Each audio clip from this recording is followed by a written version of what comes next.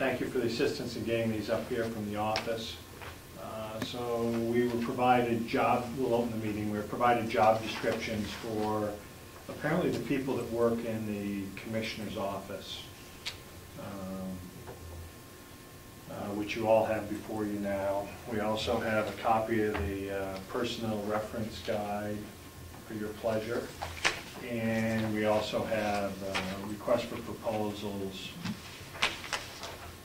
Are these, this is the county's procedure? Is that what we have here? This was provided for us this year. Okay. I'm guessing requests for proposals for Carroll County. Is this our? This is our. That's a rewrite. Oh, that's right. Oh, I'm sorry. Yes, that's a reworking. Right. And then we have the bidding process from the county. So we are fortunate to have two of our commissioners here with us today. I had asked just last week to have this information brought forward and hoping for a little more. Thankful to Representative Babson to see that we received what we have. And if you don't mind, continue the summer policy of being a little informal here, if that's all right with the representatives, if that's all right with commissioners, if I were to address you by name. David, do you have any idea if you're looking at your office downstairs? I know you have listed here an administrative assistant. There are 3 employees downstairs in that office? Yes. Are they all considered administrative assistants? No. Just sure. Okay. And the other positions are what? I would call Kathy the controller or the financial or the business manager, and Catherine Armstrong is, I don't know what you call her, but she's in charge of. She's the one that keeps all the bills straight, pays the bills, make sure that it's done properly. Okay, so if we go to finance manager here. That would be Kathy. I haven't seen those marks, so I don't know. I don't know what you have there as titles. Okay, we have position title finance manager, title position controller, and administrative assistant. Well, then the controller, I guess, would be Catherine Armstrong. Okay, Armstrong, thank you. And Cheryl Laurent would be the administrative assistant. Okay. So then we apparently have job descriptions for all 3 ladies that are working downstairs. Okay, great. And under the commissioner's responsibility, you also have a custodian that runs this building, which yes. we have here. Do you know what that gentleman's name is? Jerry Gagnich. And that's a different individual than the one at the jail. Oh yeah. Okay. All right. So that person's just with this building, Jerry is. Okay.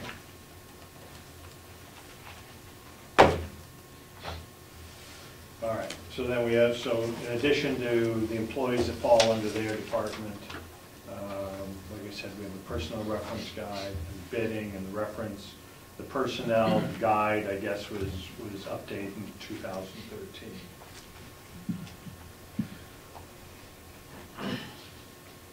And under the bidding procedures, also the right to know and so forth. RSAs are included in that. So thank you for bringing that stuff forward. I think what we're also looking for going forward is, what I was under the impression we were looking for was your department heads. Do each of those people have job descriptions? I'm not sure, but I don't think so. Okay. So we'll look to find that out. Sure, that's something you should find out in this audit. We should have them.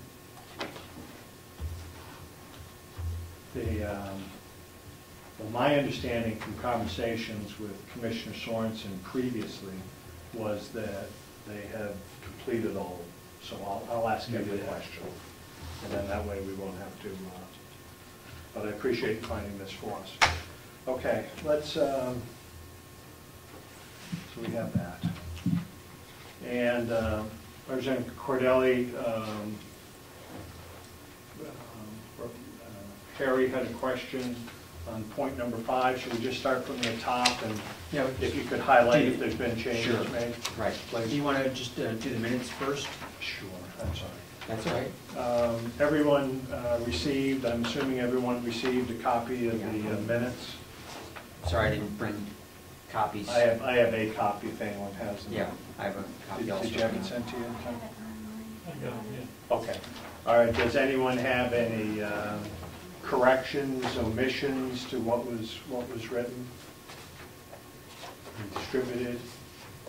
If none, if you have questions, we'll bring it up, but I would move to accept the minutes as distributed. Second. All those in favor? Aye. Anybody opposed? Okay. I'd just like to add a request that Sure. in the future, if we say where we're going to meet, we name the specific room instead of saying our usual room, just in case there's somebody that doesn't know what the usual room is. Okay. All right. So unless further noticed, our meetings will be in this room, our normal meeting room. Good suggestion. Okay, with that, Roseanne, Okay. would you take us forward? Okay.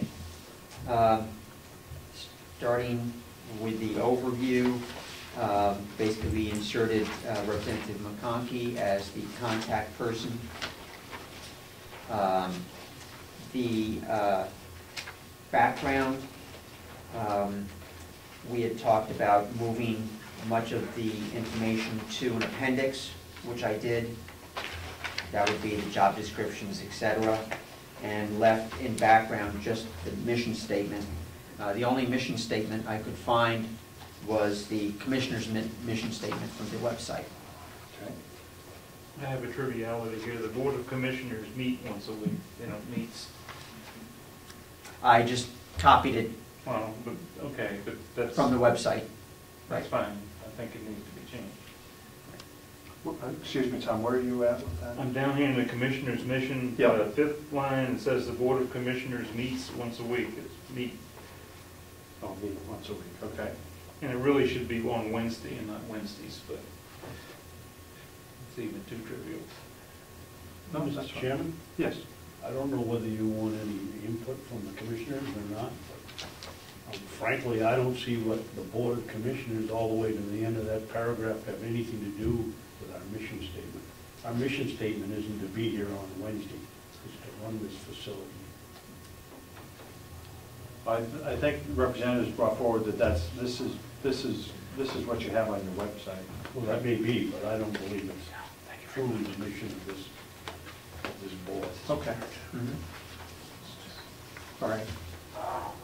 And just for the record, I didn't put it on the website.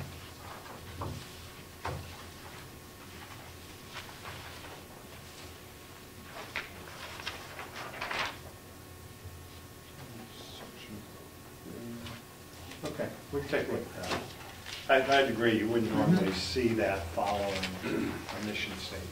Yes. Okay. Okay, over on the back side of that page to the scope of work. Excuse me, Representative. One other on the second line, that the board exercises budgetary control over the county operations. That's probably in the mission statement.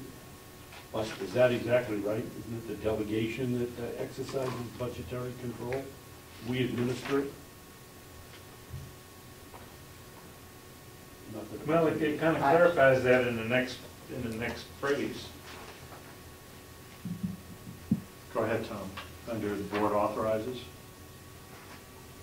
No, next phrase, and prepares the annual budget for approval by the legislative delegation.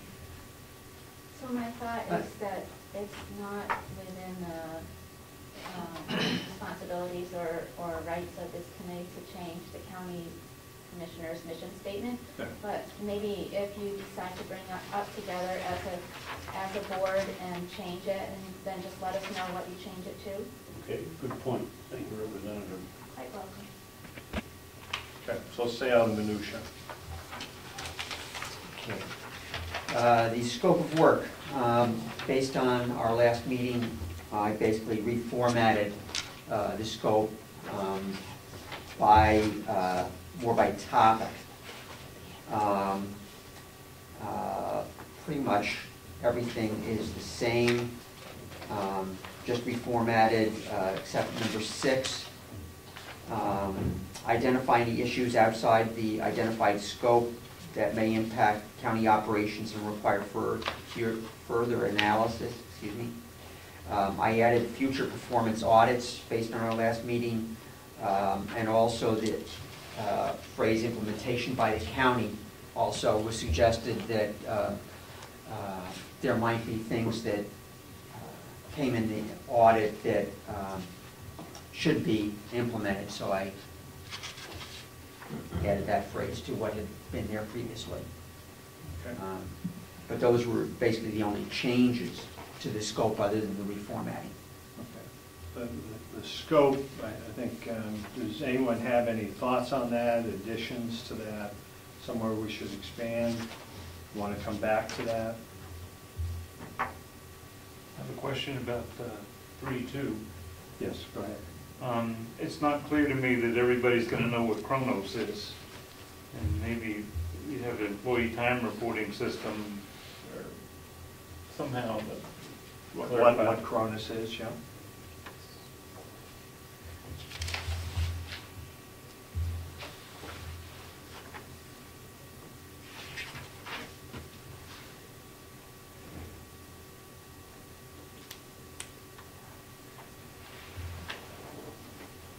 If I understand Cronus correctly on item 2, it's supposed to be their method of time stamping where everyone works and what they're doing.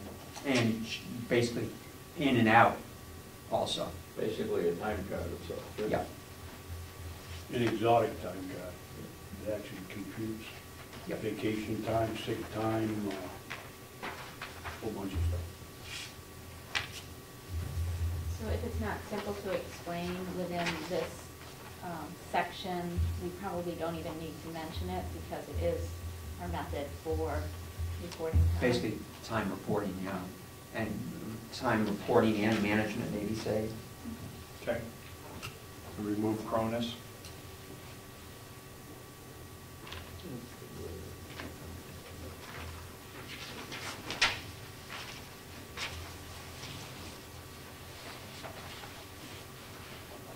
In that section, should we be looking at how much time is dedicated to that function? And then, for instance,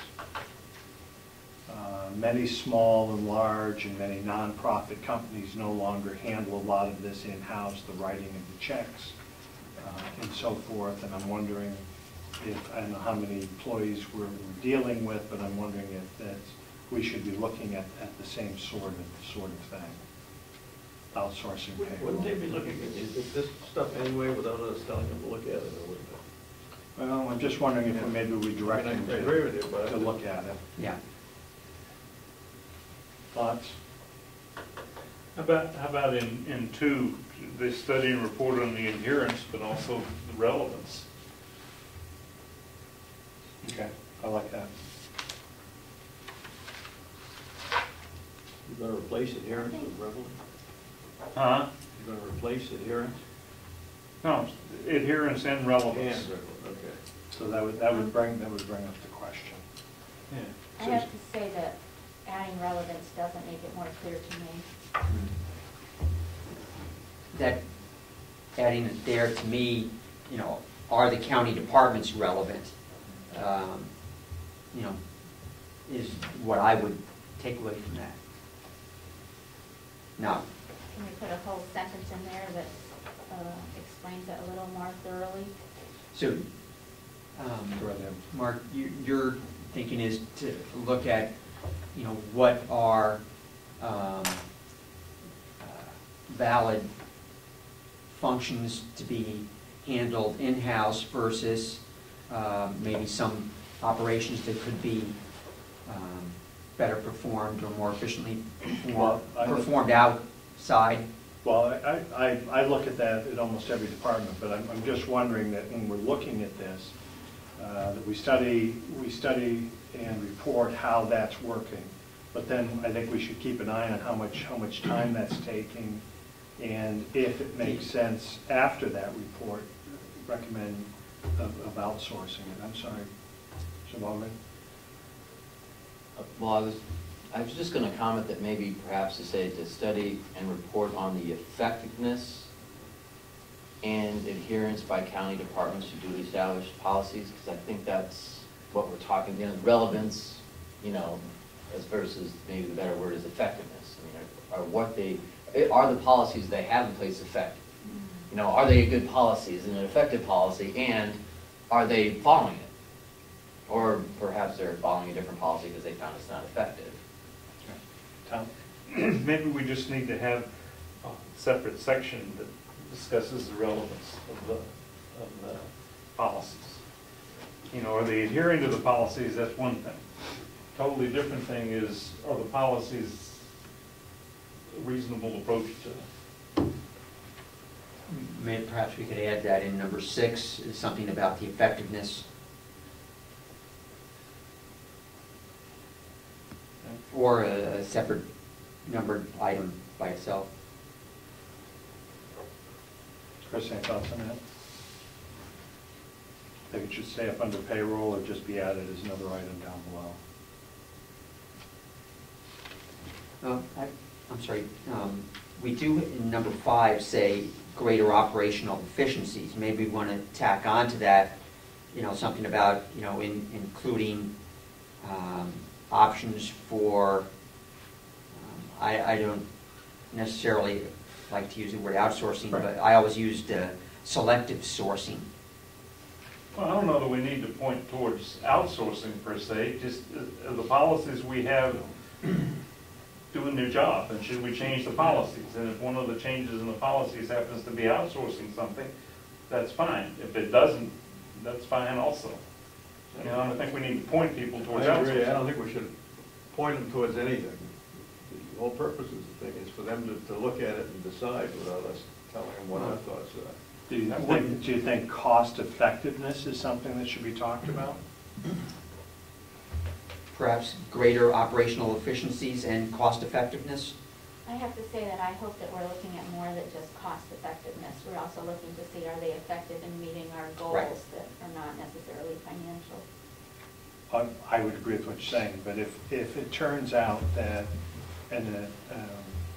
I would say up to this point, before Cronus goes online, it's online, whatever it is, an enormous amount of time was used trying to figure out where people were, what their wages were, their time, and so forth. And they've been struggling with that over a great number of years. And now that this, I'm assuming Cronus is now in effect and overseeing that sort of thing. Is it really meeting the need, or are we still spending too much time interacting with that to figure out where people are and what we're paying them? I guess I was thinking about looking at the effectiveness of our policies as being all of our policies, not just our time management system. Okay, and the only reason I brought that up is I thought 2 was bringing us into that, which is speaking about overtime and time reporting. That's the only reason I was trying to insert something into 2. Well, 2 only talks about adherence. And I think somewhere we need to talk about, is this the right policy? Are you talking specifically about policies or operations? Because they could be different.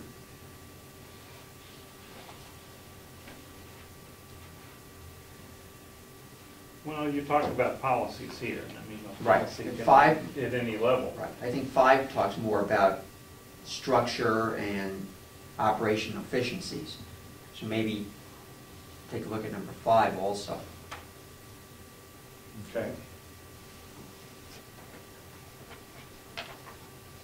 Okay, but 5 only talks about structure and staffing. I want to be able to look at anything.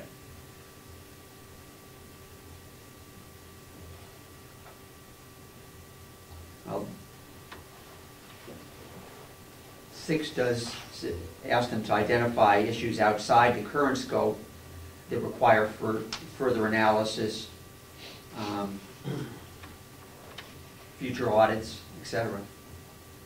Would it be helpful to change number 2 to be adherence to policies and the effectiveness of the policies in reverse order, and then have some ABCs? So A could be policies governing hiring and that kind of thing. So A is kind of a subset of the larger look at the effectiveness of policies. You could do policies and processes.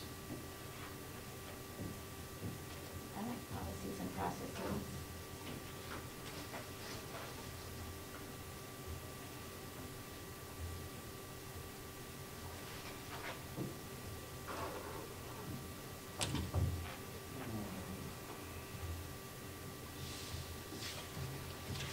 But you would still continue, if you break that into A and B, you're still keeping its scope to the point that it's hiring, grievance procedures, overtime, employee time reporting. But I don't want to lose those in that point. They could be, all of those could be 2A, and then 2B could be other. How's everyone feel about that? I think Representative Ahlgren had a point he wanted to make a couple of minutes Okay. ago. Well, I guess my comment was, I felt like in item number 2, that, you know, the policies of hiring, grievances, and overtime approval are more of an employee relations item, whereas employee time reporting is really more of a financial item. So the employee time reporting may be in the wrong section, because that is really talking about more of the financial controls. You know, are the department heads reviewing what Kronos says? Does that flow up to the commissioners or to the commissioner's financial office when they do prepare the spreadsheets to cut the checks? Do we have our own payroll software? Do we do the payroll, all of it right in-house? Cut checks and everything? Cut the checks and everything, none of it's farmed out, and we're Yes. all, so we That's how we do. get in the trouble we were in. So we do the 941s, we do all the Yes. reporting. Yes. Okay. But that was what I saw. I saw that one thing is really more of a financial control, and when we're throwing it in with other, more like employee relation type issues, it's kind of in the wrong spot. Mr. Chairman? Yes. I hope that when you're studying this and going on with this sentence, that somewhere you have some aspect of perhaps outsourcing some of the segments of the business, and don't tack it on and assume that it will come in under something else here, because I think that's very important. That could be a real cost savings. It might be, I don't know, but it's something that should be looked at. You'd like to see that as a specific question. Yes. to be answered. I want to go back to something you just said, and it rang. You talked about the interaction with the commissioners and the department heads, and then you started talking about time management and so forth. Can you go back to that? Because I think that was really a key point, because the commissioners should be, and they probably already are, directives to the department heads and how they're looking at those items and how they're reporting. And I like how you broke that out. And I think that warrants an awful. It would seem to me to be one of the real functions of commissioners are. They've got department heads that are out there, and some departments have a lot of employees and a lot of expense. So, you know, how are they interacting with them to make sure that those things are being done correctly? Was that kind of where you're heading? Or? Yeah, exactly. It was a matter of, you know, we have a centralized payroll area, but, you know, and we have a Kronos that helps document the time, but our department heads reviewing that time on a daily basis or a weekly basis to ensure that those timestamps are accurate. and that person did indeed work that day, and they did indeed work that many hours. Is there, and then does that then get flow up to the distribution of the payroll checks? And that would be more on the, really, the management side. Yeah, well, it's part of the financial controls. Right, yes, You right. know, I mean, right. it's, Right, I'm thinking management side versus policy side. right. I mean, there's a flow of information, you know, if you're buying something, you know, you have a purchase order, you have the invoice. The central office gets a statement.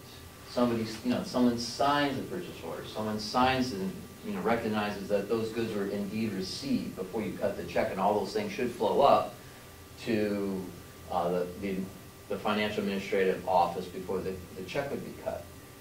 In a similar fashion, everyone's time card is the county's purchase of time. And, you know, is someone reviewing that? Is a department head signing off that this is correct before it flows up? Okay, so we have like an audit trail, so they use of the time. So not only are we assuring its proper accounting administration that for the farm, if they're working over at the nursing home, if they're working over here doing groundskeeping, is that being effectively accounted for? And, you know, certainly, and I'm kind of changing subject, but it goes along with the outsourcing. I mean, what I've seen in my, you know, experience is that the government has a tendency to want to grow upon itself. The last thing it wants to do is outsource anything.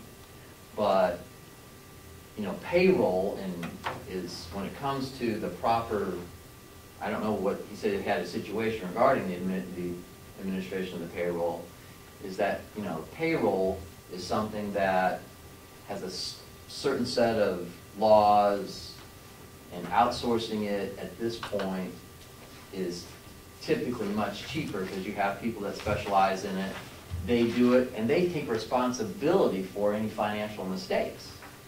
So I think that idea of maybe having a section of identifying areas where outsourcing seems to be something that needs to be further looked into. We have that situation that we look at with the nursing home with the laundry, talking about expanding the laundry versus having it outsourced to a company. So that, I think, is important, just because I think systemically, everywhere in the whole country for that matter, is that we don't outsource enough in government. I could be wrong. I'll come to you, Bill. I like very much inserting the first part of what Chris had spoken to, and making sure that time is being, we know supposedly that it's being tracked, and they should be able to know where the hours go. But I'd like very much the point that we make sure that the department heads have control over that, signing off on that. Somebody there signs off on that time, so that when the commissioners get it, I'm assuming they're like any other business, when it comes day to sign checks, they just sign checks. They've got a stack of them. So I think we should know that that department is looking seriously at that, and that, you know, that control is in place. So then the commissioners then can then look at that and say, yes, that appears to be right or wrong. So somehow we need to include that. Harry? I'm sorry, Bill, I said we had. I agree with you, but I think, and maybe I'm wrong, but I think we got to be careful. The purpose of this audit was to audit the commissioner's office. And we're starting to get into some other areas which need to be done, no question about it. But I'm wondering, this is going to be a continuing series as far as I'm concerned. And I'm just wondering if we're starting to get out on some of these things outside of the actual function of the commissioner's office, which we shouldn't be doing. I understand what you're saying, but my concern is that the commissioner's office doesn't have these controls now. And that if the commissioner's office don't have these controls now, you can be assured that the departments don't have these controls. So I would love to find out that I'm completely wrong on this.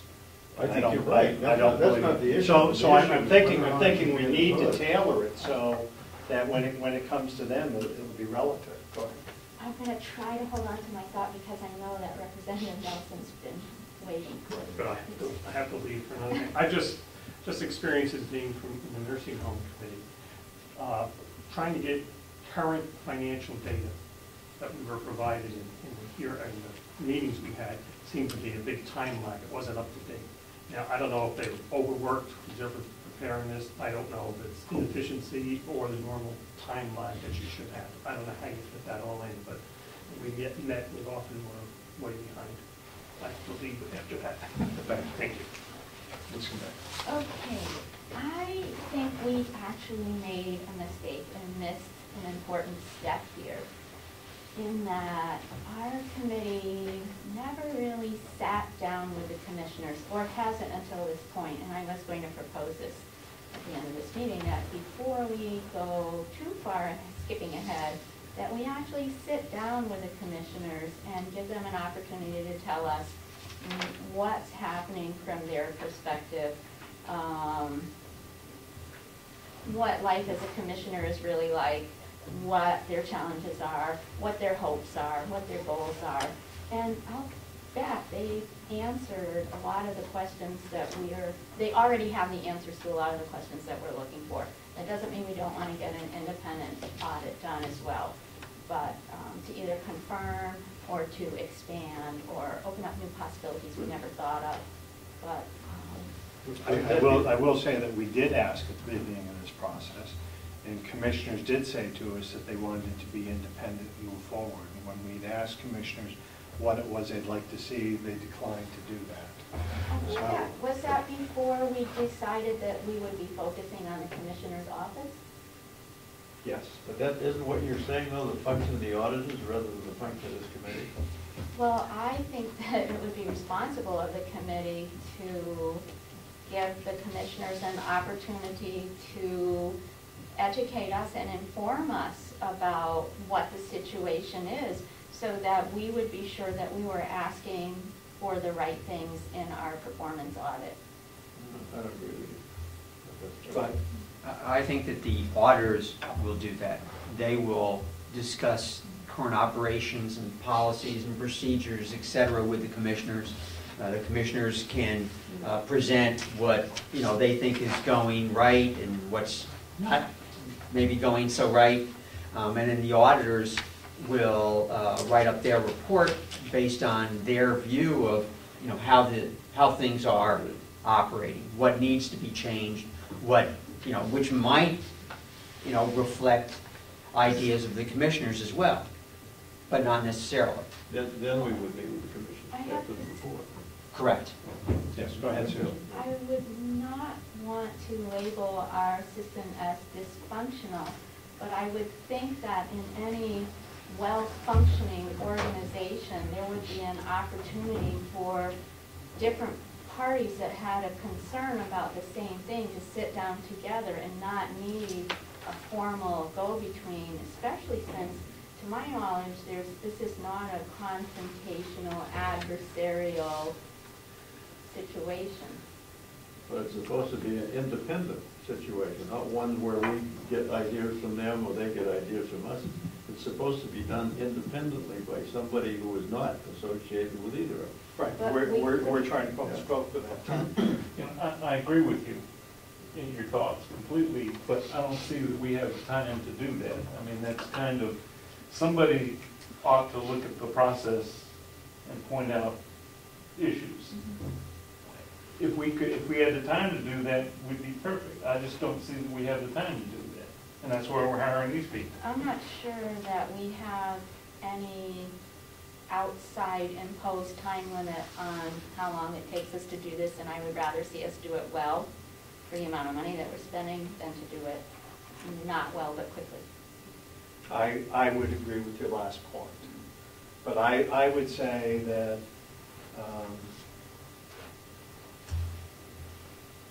dysfunctional in the county is an everyday occurrence.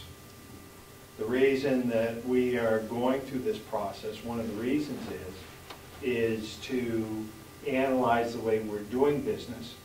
I mean, we could go backward, whether it be employees, bidding. We could go backwards and we could come up with all kinds of things. Dysfunctional is a part of this. And so what we're trying to do here is to bring in an independent voice to look at this, and we're giving them some direction of things we want to make sure. We don't want a vanilla report. That's why we're taking our time. And I agree that we don't have to come up with an RFP tomorrow.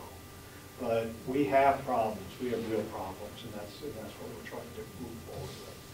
And I'm suggesting that we not add to the dysfunctionality by cutting off an important source of information and education for us that would help inform us about what the best design might be, what questions we really need to be asking, to make sure we're not missing anything. I think that's precisely why we need the independent eyes. You know, we all have experienced, some, such as myself, less than others here, and being part of the delegation and seeing county operations from, you know, a certain height, and the commissioners see it from, you know, a lower level height. And based on our experiences, I think that we're trying to incorporate a scope that you know, reflects some of, you know, what we've seen as a delegation. And there will certainly be an opportunity after we get the report. You know, we are setting the stage for that, you know, with a public presentation of the report. And I would think that following on to that, there would be quite a bit of discussion about, you know, how we, you know, move forward. You know, what are the recommendations of the auditor? What recommendations should we implement? You know, where are the holes in the process? Where, you know, can we be more efficient? So I think that, you know, really joint discussion of all that, you know, I think at this point would be better placed after the independent review. Chris? Well, I mean, I think, you know, certainly to Susan's point that, you know, we don't want to create more dysfunction in the sense that, you know, get some sort of combative thing going on. I mean, the commissioners are invited to be here. They're here right now. We're listening to them. I think that's part of what you're talking about. We don't even have a formal meeting for them to talk about it. We're having a meeting. They're here participating. I think at least my ears are open and we're listening. You know, I think that we're doing that. I don't think we need to necessarily make a meeting of it. We're here, we're having a meeting. I'm assuming we'll probably have another meeting. And they're invited and welcome to speak, so. Could we then, at the next meeting, put on the agenda an opportunity for the commissioners to come to us with their thoughts and ideas about what might be useful for them to get out of a performance audit? Why don't we add that in our minutes that we're going to make that request of them and ask them to forward that to us? I'm encouraged that we had Kenny and Babson sitting here. They have other more important things to do. I take that as encouraging. I keep hearing from Commissioner Babson when he's here, wouldn't it be nice if that was looked at, this and that? So I think they are being. I will tell you from the third commissioner that's not here, that when I'd asked for the job descriptions and employee conduct policies and so forth, Commissioner Sorensen says to me, I find it's odd that your committee is not to put together an RFP yet. So I don't know how much input that commissioner wants into having things, because he thinks our business should be done at this point. So. And I guess I would say that's a pretty good example of why we need to be talking together so that we understand each other. We will ask the question if they have those items in here, and we'll have that brought to us forward ahead of that meeting. Dave. Thank you, Mark. I, as one commissioner, look forward to this performance audit, as I've sat down there in 9 months. There's certainly room for change. I think we run it a lot better than we're given credit for. yes, it's dysfunctional, but you take out the personalities and it runs pretty smoothly. And Mark, I don't see what's gained by having the commissioner write a request to you. Why not come in here and sit here and tell you that perhaps we need a more solid fiscal approach to what we're doing here. Perhaps we need to have a better, part of this is human resources, which we have a new one who's excellent, is changing the way we hire people. You know, 1/3 turnover at the jail every year isn't good. And, I would rather come in here and tell you what we think we need done, rather than spend a whole bunch of time writing a report and then you folks trying to guess what we say. David, I I'm mean- not, I don't want to get into a meeting when we're sitting here, because that itself could go on for an hour. But I think if it's the USA Today bullet point, these are the things we're looking for. I don't see that takes an awful lot of time. You just already hit 2 of them. It isn't You a know, question of 3 taking time, times. Mr. Chairman, it's a question of having you people understand what we think we need. You don't have to agree with us, but it'll give you food for thought. I don't know why. I mean, I'm probably way off base, but this bothers me a little bit. I have no doubt that, for example, Dave knows what he thinks he needs and so forth. But if he comes to us and tells us what we think we need, we may kind of drop that, and not let it go. But we said, well, they got that all taken care of. Or if we need to talk to them after this report's out, but I don't think we should be, and don't take this the wrong way, I don't think we should be listening to you until the auditors are done, because they're coming in independently, and I don't want us, by going back and forth, to get a sense of security or whatever that you shouldn't have, and that bothers me. And I think what I had hoped for was that, not that they would tell us, oh, you don't need to look in this area, or this is what we need, but that they might be aware of something that should be covered in this because of their hands-on experience that we're not aware of. So they would just supply us, hey, did you think about asking about this? Did you think about inquiring about this? Couldn't they ask the auditors the same question when the auditors are talking to them? I mean, Well, they're just a repeat as far as I'm concerned. Once we have this RFP and we say, okay, this is what we want to do, could the auditor then say, well, you know, sorry, that's not in the RFP? Well, I hope not. Well, and then if we gave the commissioners a chance to contribute up front, and we still retain the right to say, well, you may want to know that, but we're not going to put our effort into that now. I think we're possibly opening the door for scope creep. And we have, you know, limited funds for the audit. You know, we have, you know, general agreement on, you know, what we want to take a look at in this audit. And I would hate to see it, you know, expanded possibly beyond what might be a reasonable reasonable audit that we could actually accomplish and get, you know, results that, you know, would be helpful, beneficial to the county. And I think that, as Harry mentioned, you know, after the report is issued, you know, we will have time, hopefully, and you know, maybe be able to even include some things in the budget that might or might not be reflective of, you know, cost changes also to the county structure. So is the committee opposed to asking the commissioners at this point if there are some things that they'd like some light shined on, and that just be sent to us, and then we would decide whether we're going to move or not, or would you rather not do that stuff? I don't care, but I don't want to get into a long discussion. I'm not suggesting that we have an open Yeah, meeting okay, and sit here. because we're starting to act like the delegation now, talk forever.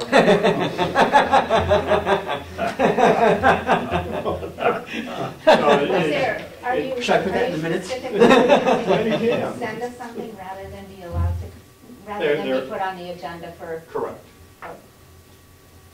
Is anyone opposed to them if they have thoughts on this process, where they see where we're at, if they have suggestions that they forward in writing to us, we're not going to hold a specific meeting? Is anyone else? I would suggest that. I will not oppose that, but I will say I think it would be a lot more effective to sit down and have a face-to-face conversation. Okay, I'm disagreeing with that, but I can understand that. Okay, yes. I would agree with the written approach. I go written, but I would not want it. Chris? I think the written approach is fine, but certainly their invitation to Yeah, be yeah. part Yeah. of the meeting and part of this. Or to send questions in through the chair ahead of the meeting, so we could share that with the others. Tom? I think written's fine. Though, having written something, we may choose to then speak to them about to clarify something. Sounds good. And to clarify something, David, I'm not looking for a report by any means. Okay. Just as you just brought up 2 points, that's all we're looking for. President Kane, do you have a point? I will send it in. I have nothing on this. Okay, thank you. So,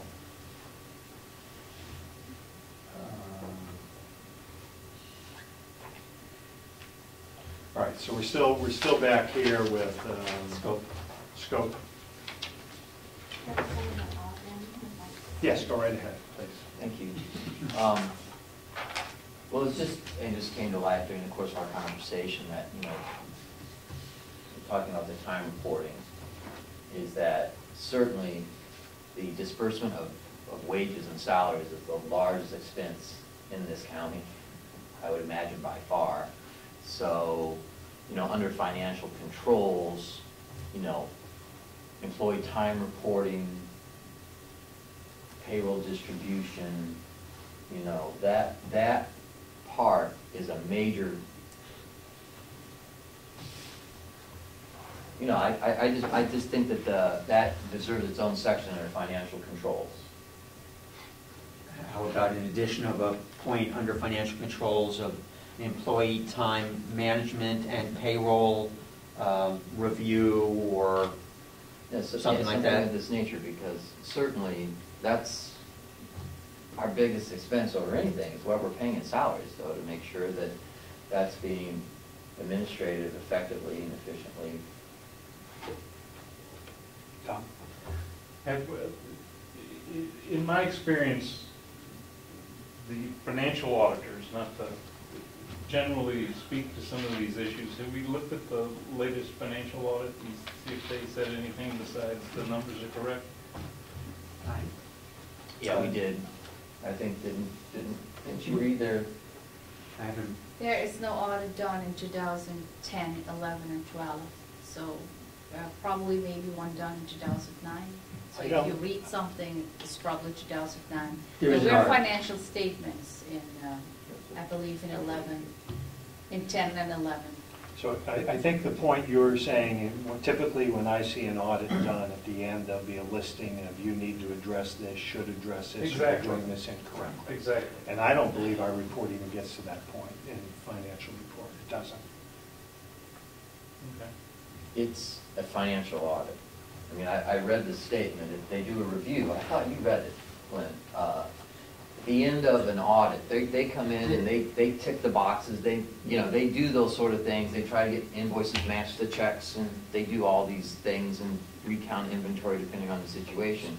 But at the end, they basically give a review of, well, there's different levels, but here we have a review that basically adheres to the RSAs that said it's been reviewed, and and they meet General county. general accounting principles. Right. Yeah, I think it's more transaction-based rather than operations-based. Right, so, yeah, exactly. I mean, they're, as they use the term, they're ticking the boxes just to make sure the paperwork's in line. But Right. they're not really necessarily Right.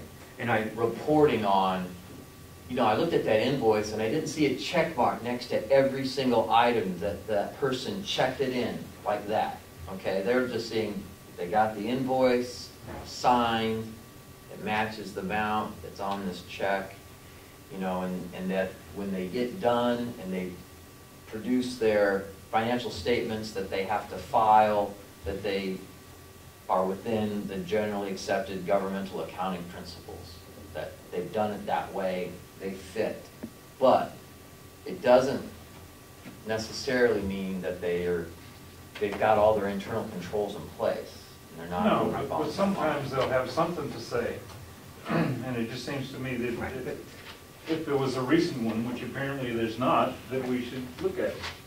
Isn't the financial audit, though, shouldn't that be separate from this audit? I Yes, agree with that's, you. Yes. oh yeah, this is. Yeah, it is, completely but we different should be things. able to ask for a copy of the last financial Absolutely. audit. Right. So Absolutely. that's an easy item, so Absolutely. let's go ahead I mean, and. but that must be done yearly, correct? I mean, isn't that? Supposed to be. If I'm not mistaken, you know, looking at minutes and videos of some of the meetings, am I correct that there is an RFP? There's actually been a contract awarded to a firm to do the financial audits for 2011 and 2012. Yes. But that's, Outfit from me. right.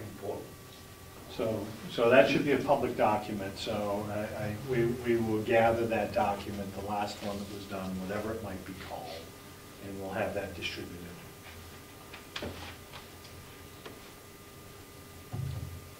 Okay, so are we in agreement adding, were we looking at an E item under financial controls that spoke to Chris's point on time and that sort of thing? I think we're in agreement on that, weren't we?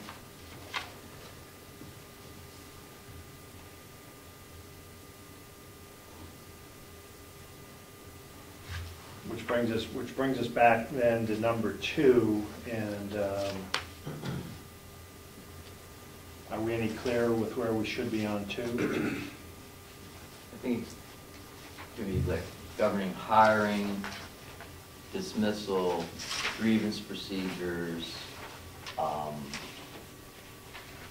are these things that you just said? Job descriptions.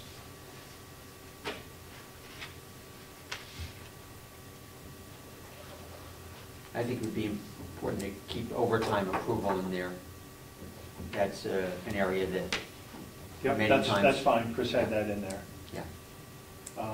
I like the addition there, though, of job descriptions. Because there certainly should be job descriptions in addition to the people that are governed by the Commissioner's office.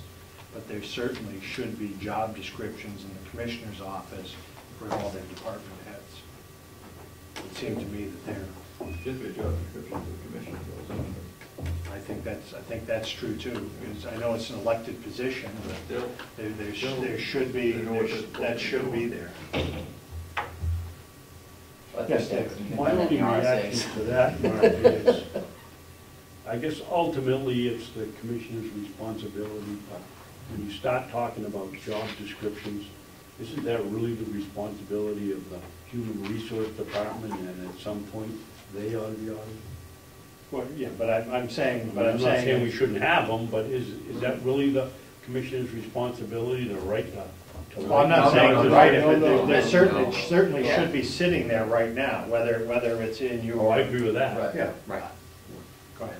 I was just going to comment that I certainly think that the Human Resource Department is part of this. This is part of it. Like, in my vision, what your structure is that administration, because we have the Human Resource Manager as opposed to a county administrator. So, you know, if we're not making that clear, that should be an integral part of what we're looking at here. Is I that, don't think you've made it clear. No, I think it's good to bring it in as you're mentioning it right now.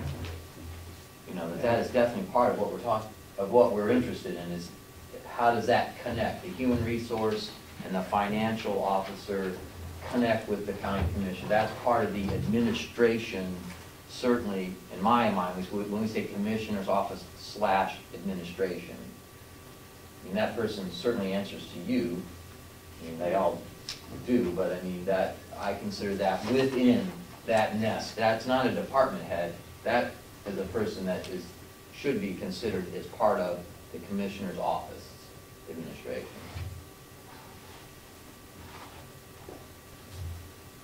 Okay.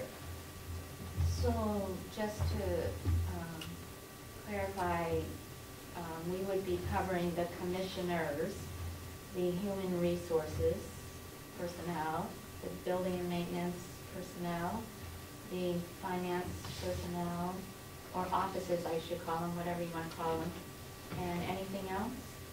I think department head should still be there, that's their responsibility. I have a little different view. I see that you have commissioners, they should have a job description for the next commissioner that comes in. And I mean, a lot of that's set by RSAs or whatever, but, you know, I mean, what are their, what is their internal? I hear sometimes that you have a chairman, that someone in the past has been a recording secretary. I mean, that makes no sense to me whatsoever. You know, so what are the job description of the commissioners?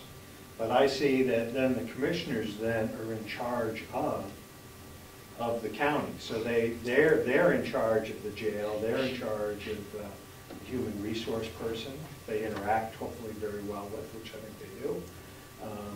The jail, the nursing home and so forth, the farm. There should be job descriptions for all those that come out of the commissioner's office. And I think those basic documents should be around.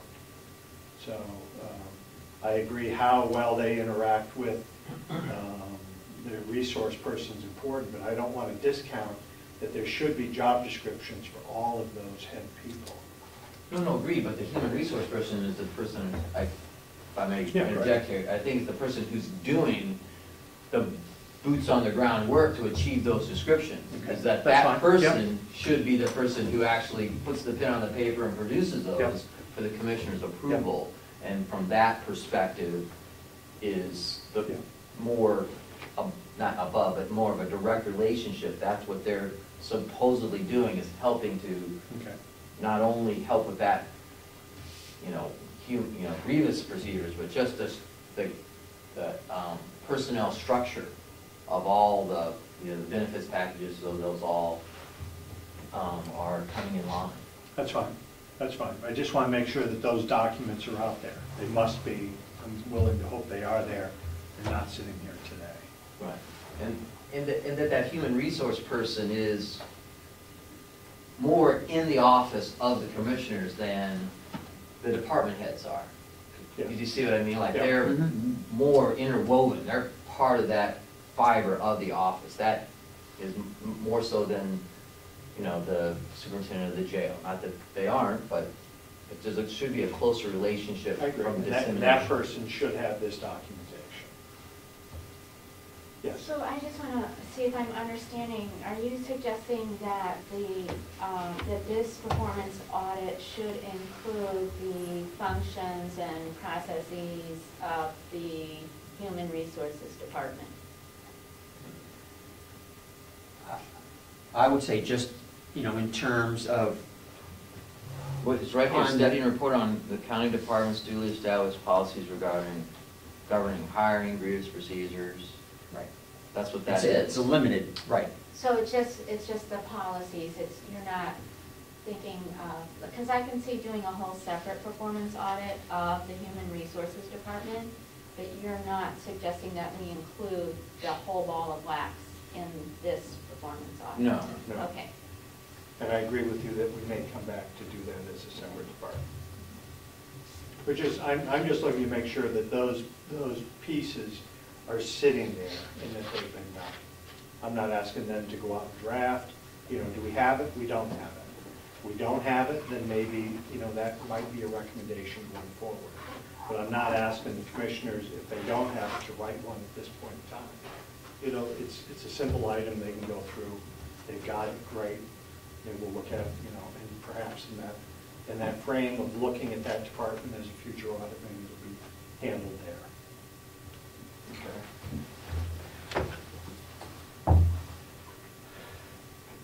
Okay. So are we okay with 2 and move on to 3? Study and report, Commissioner's Office administrative policies for bidding for material services, issuance of RFPs, contract writing, review, adherence to the policies, and applicable state statutes, RSAs.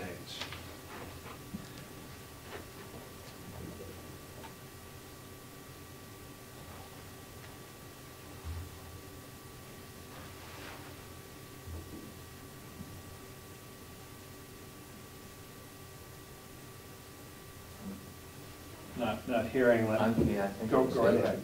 Yeah, number, sorry. David? I'd like to see you add something about studying whether we need to combine purchasing here. And that's a huge issue here. I sign the checks and read the invoices every week, and believe me, purchasing's an issue here. Okay.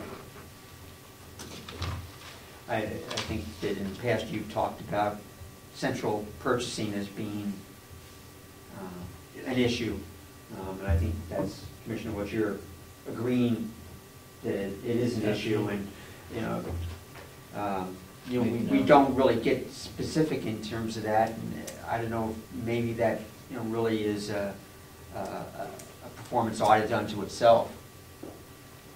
As I say, maybe under number 5 is where it would be just to bullet or, mention that, not limited to, alternate staffing, centralized purchasing. That could be just another thing we add. Right, okay. Okay, I like that there.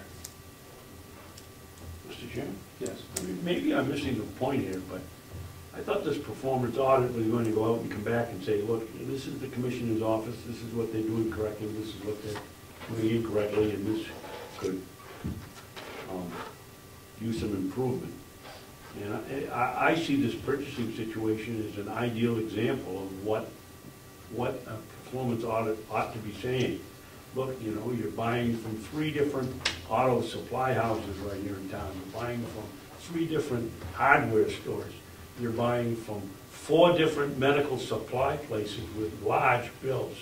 Now, I would think one of the main things here is that they would come in here and look around and say, okay, how are you doing your purchasing? And if they've got any sense at all, within 2 minutes, they're going to say, you need some help. I think it even goes beyond that, not just central purchasing for the county, but All 10 counties. group purchasing, regional purchasing with other counties too. I think they're great efficiencies I mean, there. think how much toilet paper is purchased by the 10 counties with all their facilities. Pencils, papers, computers. I don't know why we don't do it either, Glenn. I think we can all agree. And I think if it's added in under number 5, it's a bullet item, and they're going to look at it, and they're going to ask the question. So I think we'll get there. And maybe down in that point, and not in here, I think we should be talking about what is it that the commissioners consider a capital purchase, and how they get there. Is the purchasing of I'll give you an example from Public Works. Over on our capital budget, and it's a big discussion with us, over 25% of our capital budget is just paying for software. Not even taking care of buildings, not constructing any new libraries. We are amortizing over 20 years software purchases for all these departments that have a lifespan of 4 to 5 years. And that's 25% of the purchase? 25%. Wow. So we're, at the state, we're doing it wrong.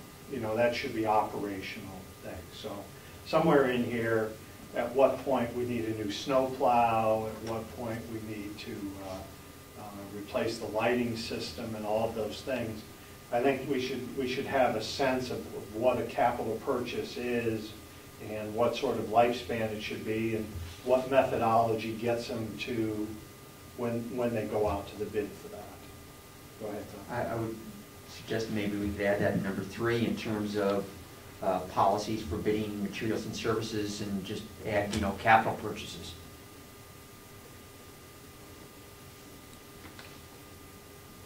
I think we should be speaking about capital and what warrants a long-term commitment, and the methodology that goes into that. Okay, so if there's no disagreement, we can add that. Does anybody else have another point to go in there? David's already mentioned 2 of mine. We've already brought up central purchasing, consolidating vendors. I think we've somehow worked in there at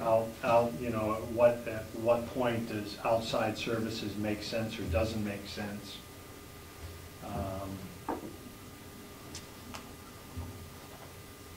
tell me if I'm off on this or not. Back to the employee situation, we have great employees. Overall, we have a great relationship, a good relationship with commissioners and employees. I think at some point, too nice, but that's how the commissioners handle their own business. You know, what are staffing levels in departments? What's necessary staffing? Is staffing, should we be looking at seasonal, you know, do we have a certain amount of staff that could be used more seasonal and brought in as opposed to full-time? And at what point does staffing then become, are they looking down the road that if staffing increases, will become income producing and bring in more service? I'll give you an example. Department heads will make recommendations from year to year on what they need for staffing. And it's common as can be that we hear we need more staffing all the time. Example from President Nelson when he was here, there's some Ahlgrens with me on the nursing home. We're now to a point this year that they needed one more housekeeping person, and they needed one more person on maintenance over there, taking care of floors and so forth. And we had been given a number of that we need 40 hours, another person at 40 hours. And when we asked how we determined how we got to another person at 40 hours, there was no answer to why we had to have another person at 40 hours. It came down to, boy, wouldn't it be nice because we have this floor space that we had another person. And then the discussion on, you know, what did we clearly need to make this work, and could that person be kept? If we do that, is it somebody that's already in the job, and then how we keeping that? You know, is a temporary person what we need? Is a part-time person what we need? And it became the decision of our committee that if this was a limited use, then we did not want that person then to become a full-time employee with full-time benefits. So I think the process is happening right now that the commissioners go out and ask, what is it you want for next year? And that there isn't enough time involvement in there to find out if what they're asking for is really what's needed. When we finally got to either housekeeping or whichever department it was, and we brought them in and sat them down and said, you know, where is your need here? Is it really 40 hours?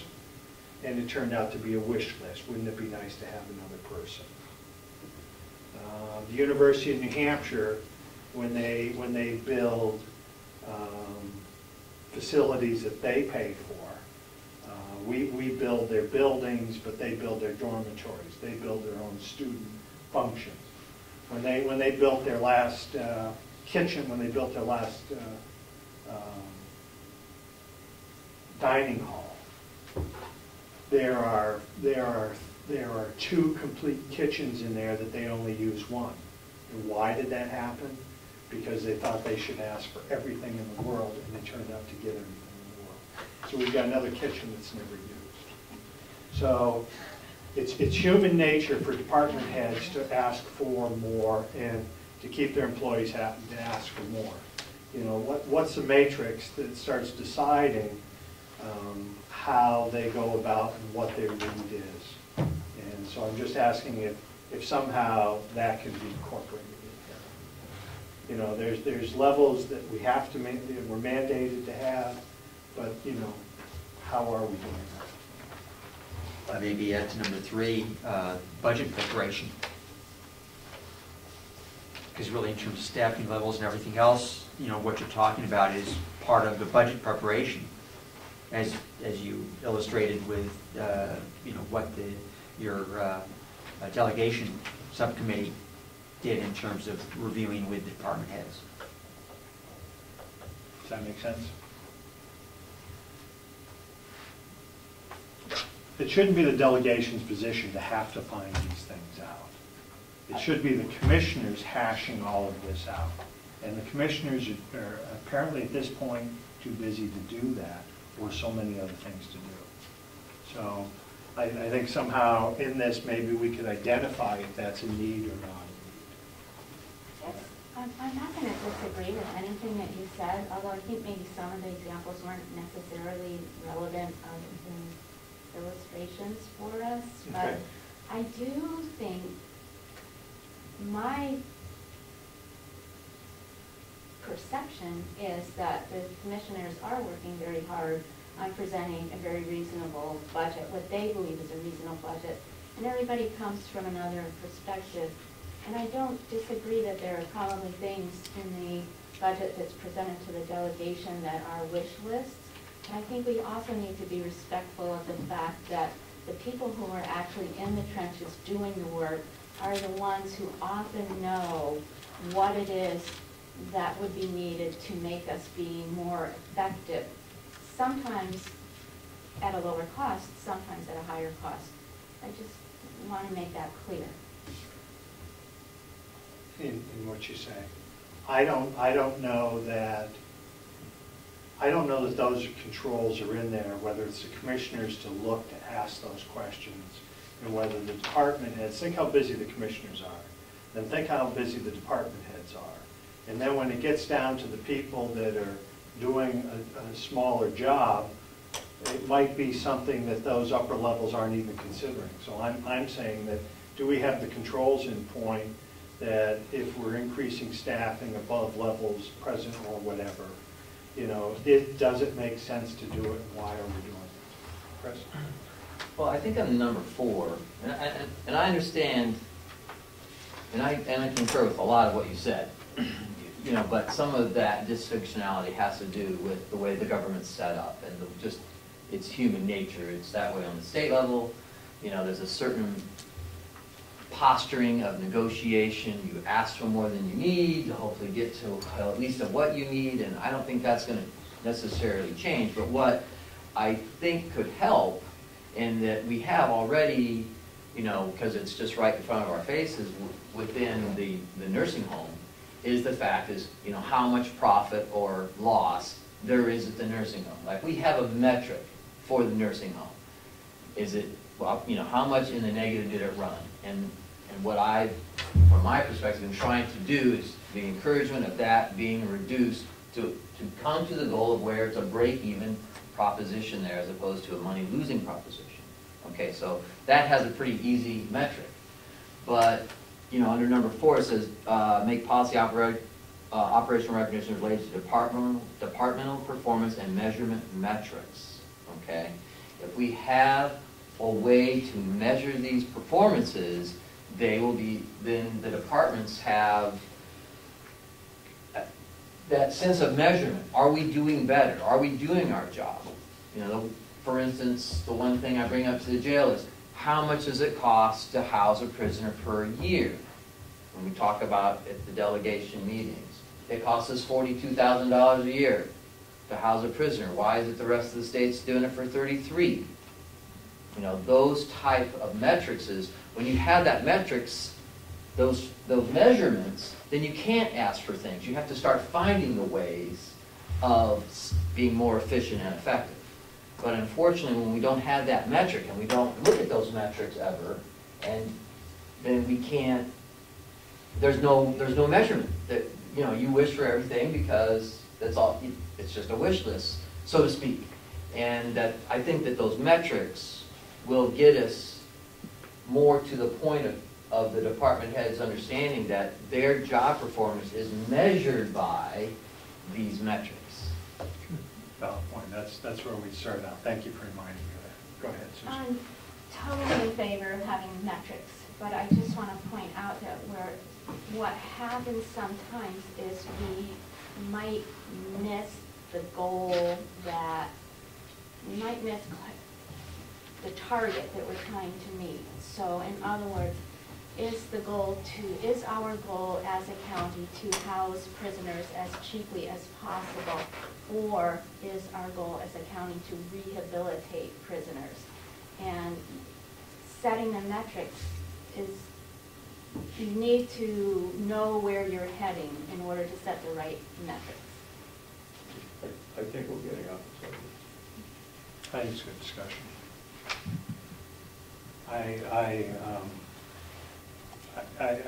Tom, did you have a point before I go? No. I didn't have a Excuse me, I didn't necessarily meant by what you said. I think in general, we're getting off the subject away from the commissioner's office.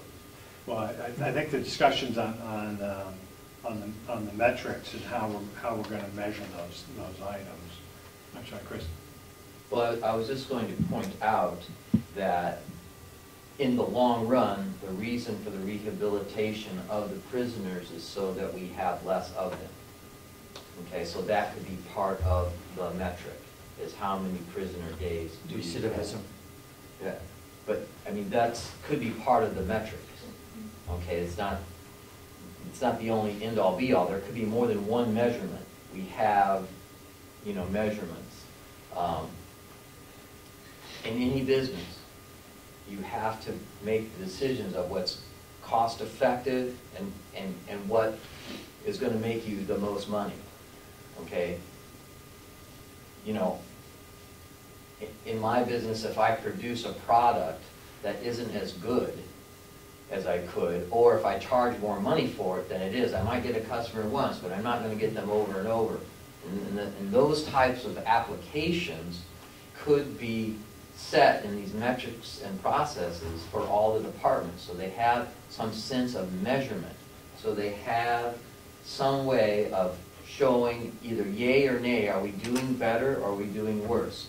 And not all those metrics are necessarily have to be strictly financially motivated and driven. Chris, based on what you're saying, what would you put and where would you put it in this RFP? It's right here under 4B. 4B? Okay, so you agree with that? You don't want to add anything? Right, no, I agree with it, but this came up to the point of when Mark was talking about Okay. those sorts of things, Okay. and that if we had that measurement and the whole budgetary process of, well, you were there when, we had the situation with, I believe it was housekeeping, when they asked for 40 hours a week, we had the forethought to bring the department head in, and the department head went, no, we don't need that. I mean, just like that. I mean, there wasn't even a hint of argument. Yeah. It was just like, oh, no way. We're fine. We don't need anybody else. Because she, for whatever reason, but that was the way it was presented to us. We still gave them, I think, 20 hours, but that department head was like, no, don't give me anybody. I can do it. I'll work, One department decided they needed no one, and someone else that needed 40 hours, we got down to like 10 hours or something like that. And that's what I'm saying, there's something flawed in the system, that those things keep crawling up, and then the administrator that I care for does an absolutely wonderful job, and the assistant, they were going on the assumption that had to happen. So I'm just, during that process, how do they get there? And I think it would help us all. It would help the commissioners if they knew it had been forethought to that point. So we're okay with 4, bringing us to 5. And we said in 5, we were going to add central purchasing in there. Did we also talk about adding staffing into that? Oh, we got alternate staffing's already there. Okay. Yep. Anything else? I think the other thing that we might have mentioned was maybe not, this may not be the better word, but outsourcing. But that would be, We've talked that back and forth both ways. but that would be the place where Right. we would put that, if they identified areas where it could be more effectively outsourced rather than handled internally. I like adding that in there. Which brings us to 6. It's a long morning.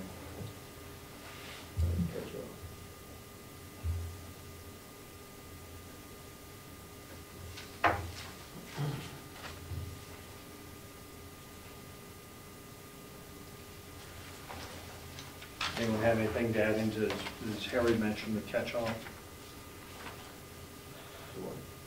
Okay. I need to take a moment's break, use the bathroom, and then, Mark, I have to leave about 12. okay, I agree. We'll go as far as we can for 12, and then we'll call it. I think the rest we can get through pretty quickly. Yeah, I think the catch-all is pretty much the catch-all. My only concern with the. Please comment on anything else you think is valid and necessary. Right. It might help That's us in the right. future. Yes, pretty much. My only problem with that is it sort of gives them license to think up new work for them to do. Well, I think so. we're specifically asking them, you know, what might be the subject of future audits. Right. But, you know, I would think that, you know, we're going out to bid anyway, so, you know, it's not, you know, we don't have anything built in that, you know, they're on retainer or, Right. No, that's true.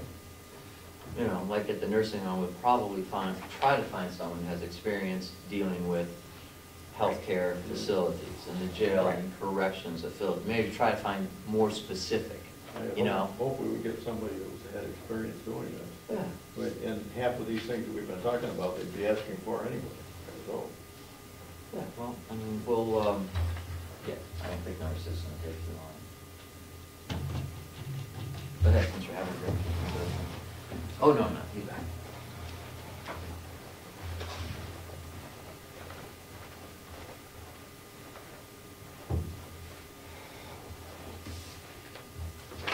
Okay, so we have 15 minutes.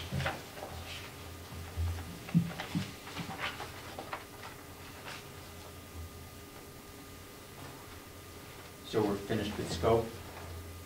I believe so, at this point anyways.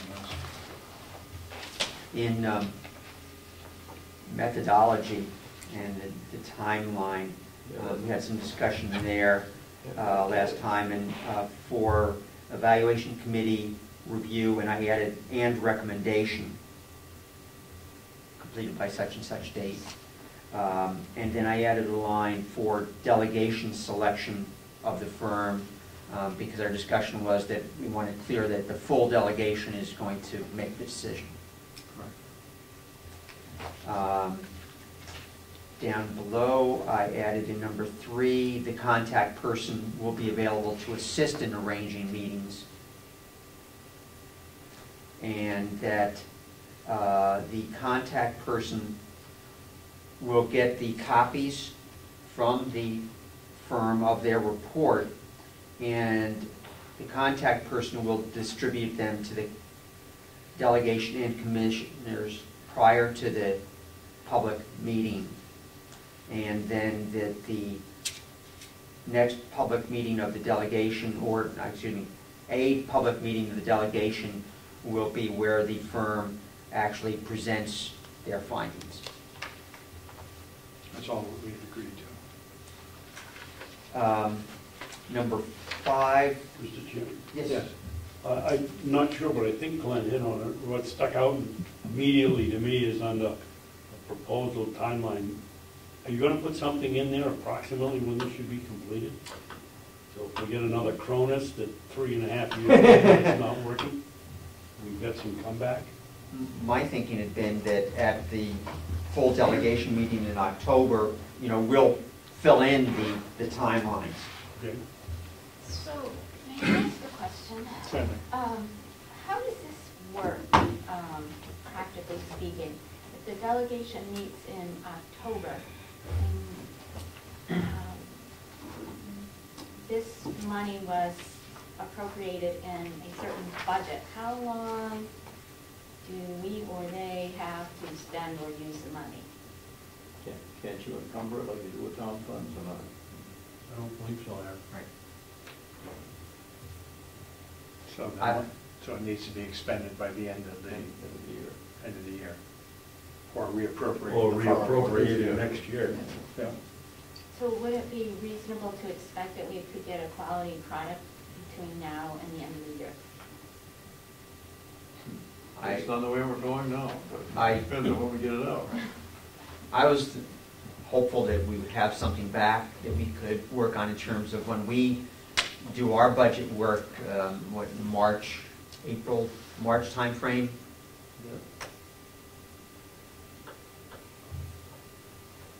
I think we can leave it as it is, and you know, We're worried we're about already having into another another meeting, and if we may not be ready by October, and if we're not, our work's important enough that we keep going, and if we have to reappropriate more money, then that'll be what happens. That's what I was trying to find You out. know, we're not dead-ended to have this back by January 1 or any day. Number 5, there had been discussion, which was open-ended from our last meeting, about who should be qualified firms. I really have a problem with saying this has to be a certified public accountant, because I think while a certified public accountant is needed there for financial and other aspects, I think other people who are not necessarily certified public accountants could have just as much expertise in this type of thing, depending on what they're done and what they're doing. So I really have a problem with that statement, that personally. Well, I think the operative word is should. Doesn't say must. I even have a problem with should. I added that bullet point based on correspondence I had with the state's director of audits. Who was financial. Right. Yeah, I And think, he's, yeah, that's. Yeah. well, they do performance audits. They're responsible for Yeah. performance audits also. They do a great many performance audits. So that's why he had said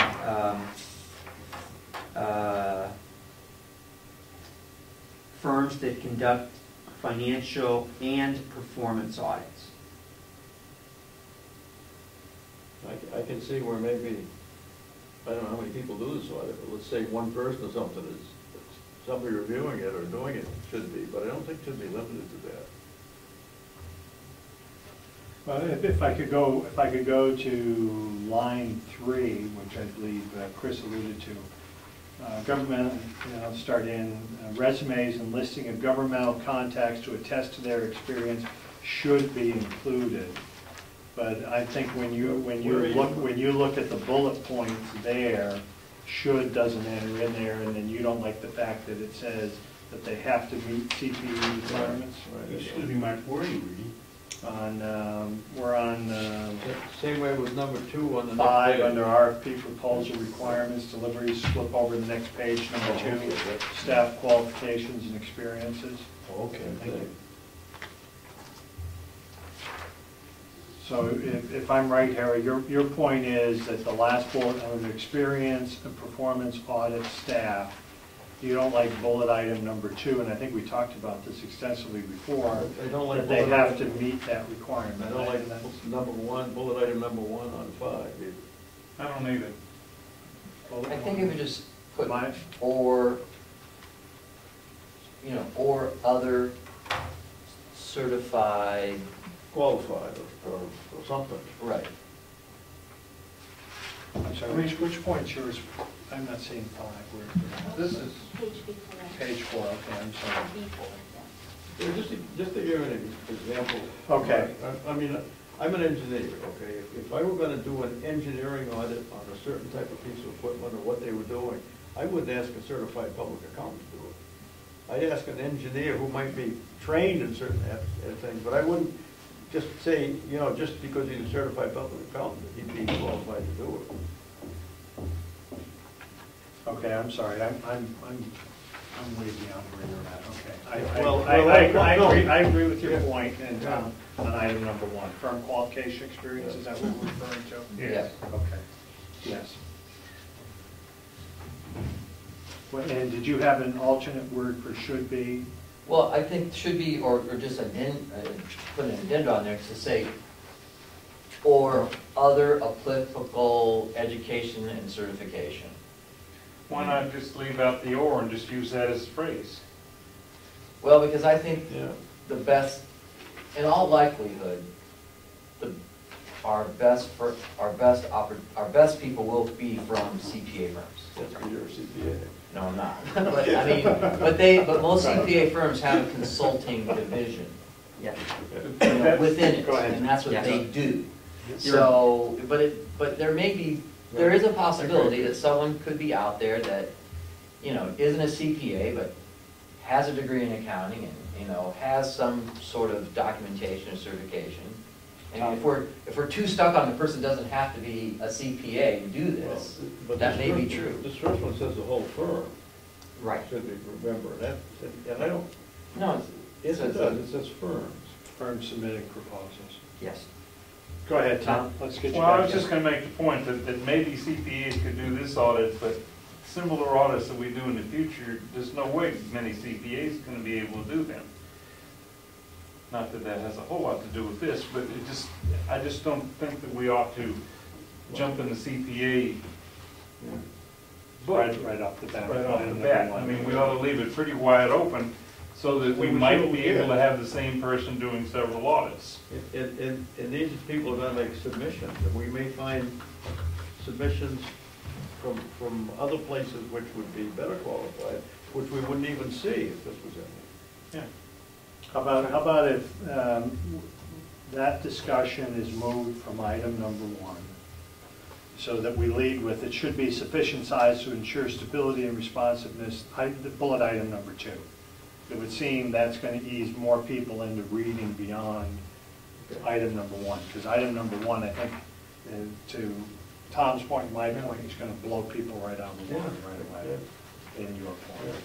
And, Mr. Chairman, it may be in the long run more expensive, because if you continue down this line with performance audits, and you get to the point where you have an outfit that's a certified public accountant, but can't really do the department we want, you're gonna be chasing your tail, because they're gonna go back and want a lot of the information that the original people have requested, and it's gonna be a waste of time. I think you're absolutely right, just go with number 2.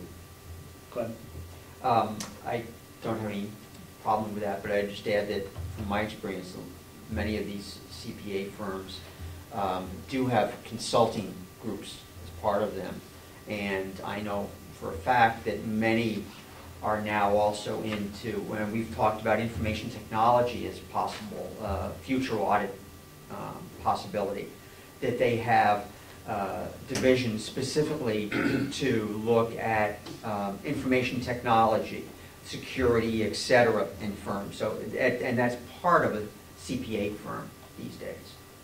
Yeah, I mean, Well, I agree with you, and I don't think I would disagree with the CPA requirements under 2 on the next page if we take the first one out. Okay. All that shows is the people who are working for them met these requirements. Not necessarily that they use. Chris, did you have a point? I was just going to agree with the fact that it probably doesn't need to be the first bullet point. You know, I mean, as far as that they should be a member of the New Hampshire Society. I mean, we could move that down, just so that's not, and it doesn't need to be in bold, and underlined. I just had that as a reminder that that was something that we wanted to come back to. Moving it down isn't doing a thing, Chris, except saying this is, it's still something you're gonna adhere to. Well, no, I'm saying, but just to try to clarify it, to say, or provide certification or education back, or applicable certifications and backgrounds. I mean, there's going We're gonna to, get they're going to also have to give, you know, we also say, you know, examples of work products from 2 related audits. That means we're not accepting anybody who's never done an audit before. They had to have already done two audits. So if you already done 2 audits, and you show us those audits, even though you're not from a CPA firm, we might take you because you have the applicable Put that in there, I experience. wouldn't bother applying. If I was good at this type of thing and I had done it, but I was not CPA certified or whatever, and you put that in there, I would not apply. I don't care what audit you put it in, I wouldn't apply. I'm just saying, well, to put or, have this, or applicable education and experience after it. So it's like, we're looking for a CPA firm, but if you have applicable education and experience. But I don't know if we are looking for a CPA firm necessarily, because we're looking for someone who can audit the processes, and we're not looking for a financial audit. I don't want them to get bogged down in that either. I agree, but, but I'm just, to Glenn's point, is that most of the firms of size that are accounting firms have a consulting division. So that is probably where the folks are going to come from. In this state. Do you want to encourage the applicant to have either that or a relationship with a company that can provide that when necessary? I agree with Susan's point that there's some processes, other things, and I gotta believe CPAs don't have any involvement. We're not going to get what we need from that. So, but there are some items that we certainly are going to need that expertise. So is there some way of doing that that we don't call out that they have to have it, but, and I know you're talking about have reasonable experience and so forth, but in matters that need, we encourage that you have, a relationship with a company, they'd have to have contract support. Do you see what I'm saying? Or Well, I mean, do you think it's that important? I don't deal in that realm. And to me, it seems like we're discounting people that might be in that business. But maybe I'm completely wrong, and you guys are correct in that you typically will have that relationship, or you'll have a department. I think typically specifically for this particular audit, okay, I would foresee that there's a high likelihood that the best candidates will come from the consulting division of a CPA firm. But they will be submitting they'll be submitting the RFP whether this is in here or not. It says they're qualified. My problem is I think you're limiting people by putting it in there not to apply. And I think if it's not in there, the people who are qualified are going to apply anyway. Tom? I totally agree with you, Harry, and it just seems to me if we leave out the first bullet point and make some minor alterations to the second one, that everybody would be happy. You'd get CPA firms with business consultancies applying, and you'd also get people who had relevant experience applying. So I suggest we take bullet point number 1 out, and that we look to incorporate, if it's needed, a new bullet point, or somehow get some wording into number. Well, Can we cover it in numbers on the next page under the information that all staff have CPA, CPE requirements? I mean, then can't we rework what you want to put in there some way? I don't know. Maybe that some staff that will be involved have certification. Yeah. I don't have a problem with that.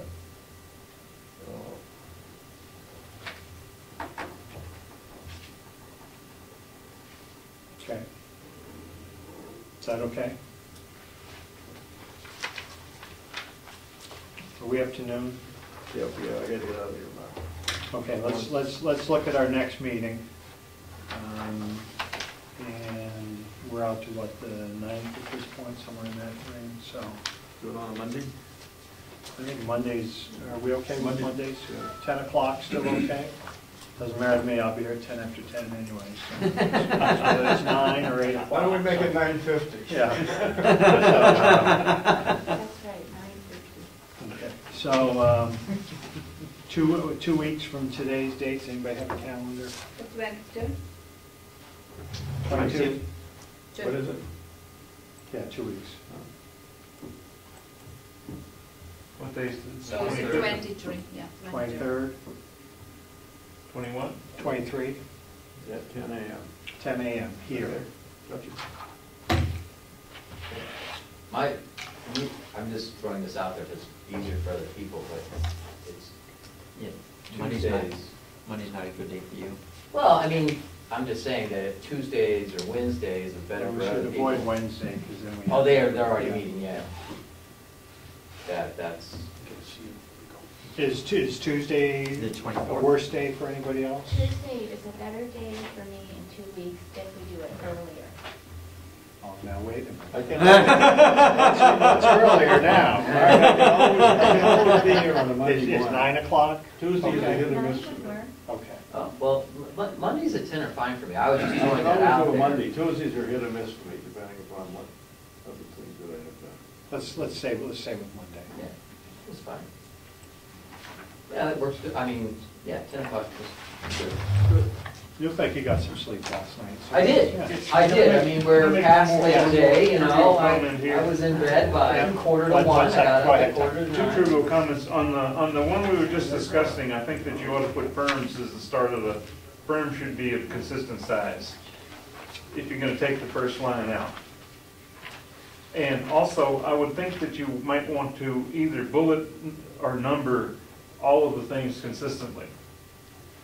Oh, some things are numbered, some things are bulleted. Okay, good point. Procedure, yeah. And that's all I have to say. What do you like, bullets or numbers? Just pick one. For whiskey. Well, bourbon, I have a bullet bourbon. Yeah, Actually, There you go. numbers, because you can refer to numbers. okay, good point. Really easy. Thank you. Thank you for Representative Cordelli for his hard work. Yes, Yes. yes.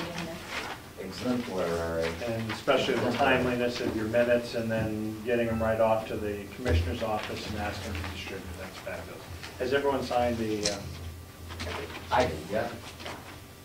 with that, I'll call the meeting to a close. You did. Thank you. You like those small peaches. Oh, yeah, yeah, the quichettes.